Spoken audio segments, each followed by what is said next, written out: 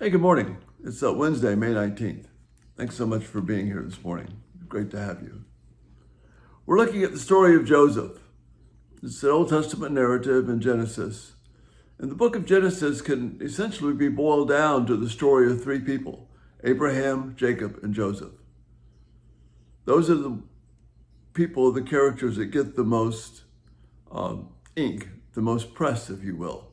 So it's wise for us just to spend some extra time, and in addition just to knowing the stories and being familiar with them, trying to see what is the background, the backstory of these three men.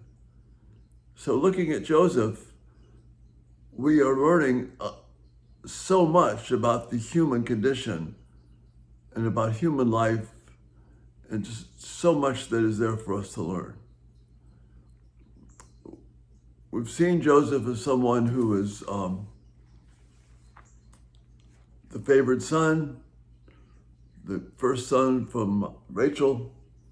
Jacob treated him with favoritism, which obvious favoritism, splendid clothing, deference, didn't correct Joseph when he was proud and arrogant.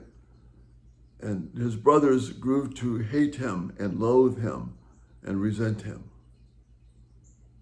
So as we looked at that yesterday, now we're looking at Joseph going out to see his brothers. His dad sends Joseph to check up on them, which is not the brightest idea in the world in terms of given the relational climate of things.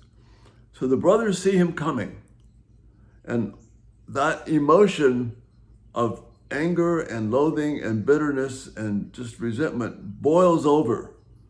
And they see him coming in the distance and say, "Here comes that dreamer." And by that, they mean the one who in his dreams thinks that he's way better than us and that we're going to serve him. Now, at this point, they don't know that that dream's going to come true. But nevertheless, that anger and hatred is there, and the emotion is seething. Emotion is something that God gives us. When used well, it protects us. It provides a passion which will keep our focus sharp. If our emotion is used to serve something other than the honor and glory of God, then destructive things happen. And we see that happening here. So here comes that dreamer. They're controlled by emotions that are serving self and not God. So their first thought is, let's kill him. And let dad know that, hey, animal ate him up, and then we'll see what comes of his dreams. Reuben, the oldest son, is shocked by this, doesn't want Joseph to be killed, so he comes up with a plan. Instead of being straightforward, he says, look, let's put him in this pit and leave him there.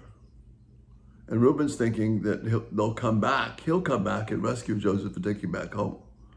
But while he's in the pit, Reuben is away for some reason, they see on the horizon a stream of traders going down to Egypt, Ishmaelites heading down to Egypt. So Judah kind of takes Reuben's place and says, look, I got a great idea.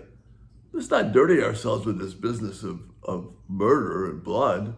Let's just sell him to the Egyptians.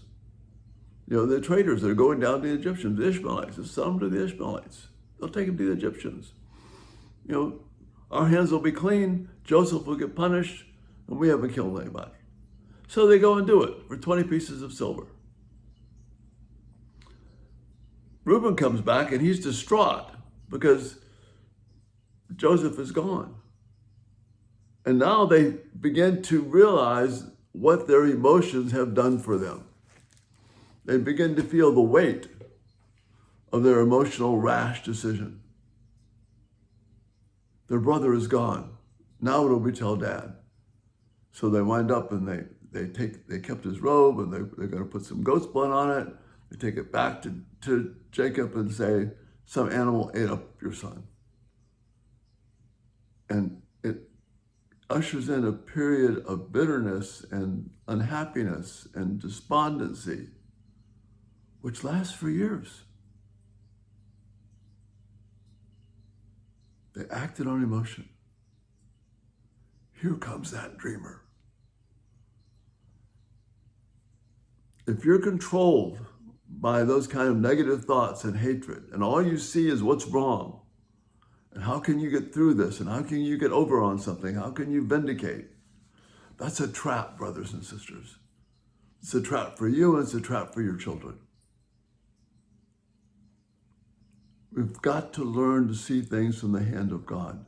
That even when there is injustice, God is not absent. Giving ourselves away to our emotions is not the path of peace. It may seem to bring instant gratification, but it will lead a harvest of bitterness, as was the case with these brothers. They were an unhappy lot until they once again met Joseph. So that's the thought for this morning. Don't be ruled by emotion unless that emotion is rooted in a deep passion for bringing honor to God. We'll continue the story tonight, but thanks so much for being here. It's great to see you, and Lord bless you, and have a great day, and we'll see you soon. Bye-bye.